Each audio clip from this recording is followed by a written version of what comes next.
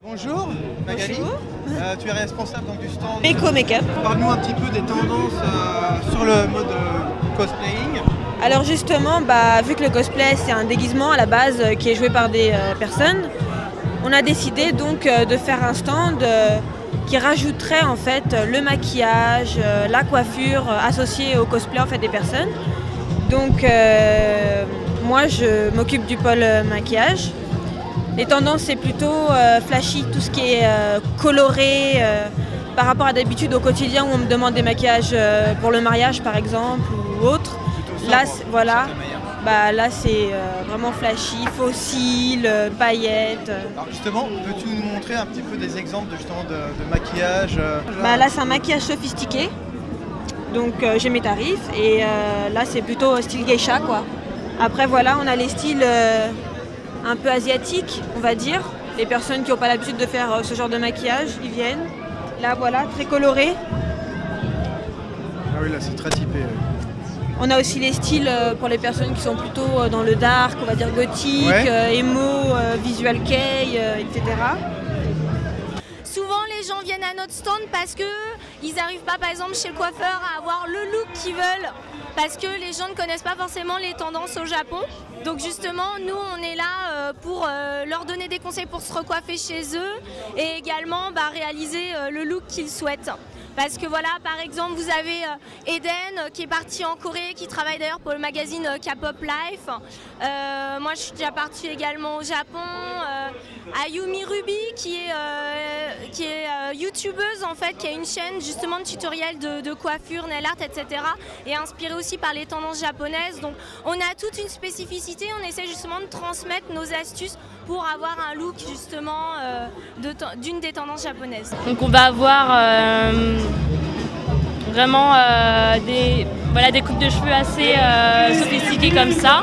Donc des boucles, ça va être beaucoup de boucles, des franges, du volume. Donc du volume derrière, du blond. On va avoir après ça va être surtout du travail sur de la boucle en fait. Ça va être que ça en général. Et ça vient par quel média alors après en Europe, c'est Internet spécialement? Moi je sais que j'ai connu le cosplay, tout ça par Internet. Après c'est vraiment Internet, c'est Les groupes musicaux, les clips, tout ça. tout ça se relie à Internet au final. Les Parce que clips, ça passe pas à la télé en fait. Tous les clips asiatiques, les séries asiatiques, tout ça.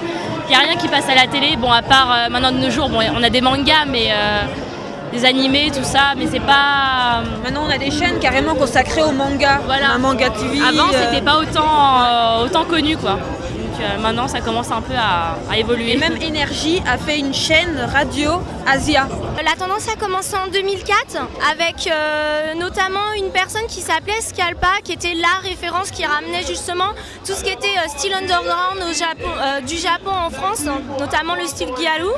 Et c'est vrai que j'ai remarqué qu'entre 2004 et maintenant, toute la culture asiatique, notamment japonaise et maintenant coréenne, font énormément de monde. J'ai assisté aux premières Japan Expo. Maintenant, on a 190 000 visiteurs en 4 jours. C'est énorme.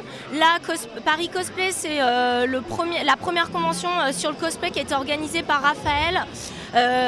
C'est sa première convention et je m'attendais pas à avoir autant de monde quand même pour une petite convention justement organisée par un jeune homme passionné qui a un boulot à côté. Donc je pense que ça prend vraiment de plus en plus d'ampleur. Les gens n'hésitent pas à venir costumer, à délirer, à rencontrer d'autres personnes. Ça commence à attirer, on va dire, plus de monde que simplement par exemple des Japonais expatriés ou des fanats du Japon. Il y a vraiment de plus en plus de personnes qui sont de plus en plus intéressées par les cultures asiatiques, japonaises et coréennes. Comment tu t'appelles? Mathilde. Dis-nous pourquoi tu as voulu choisir ce type de coiffure. Qu'est-ce qui t'a... Je sais pas, j'aimais bien parce que c'est un peu comme Alice au Pays des Merveilles et j'aime bien. Je suis une grande fan de Pandora Hearts. Donc voilà, j'adore. Donc là, t'es impatient de ressembler En fait, c'est pas vraiment pour ressembler, mais voilà, j'aime bien. Je trouvais que ça allait bien avec mon costume, alors j'ai pris. D'accord, merci. Merci à toi et puis merci à vous. Comment ce marché se porte? Est-ce que c'est en pleine expansion finalement? Parce que là, on sait que c'est la première édition du Cosplay Paris. Oui. Bon, il y a d'autres conventions. Et c'est la première fois aussi que je fais mon Ah, stand. d'accord. Donc je ne peux pas encore comparer par rapport à d'autres conventions par exemple. Mais ça se passe très bien.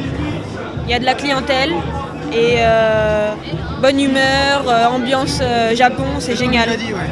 C'est Ça se génial, voit. on danse, on est là, vraiment, Écoute, je suis merci. fière. Merci à toi.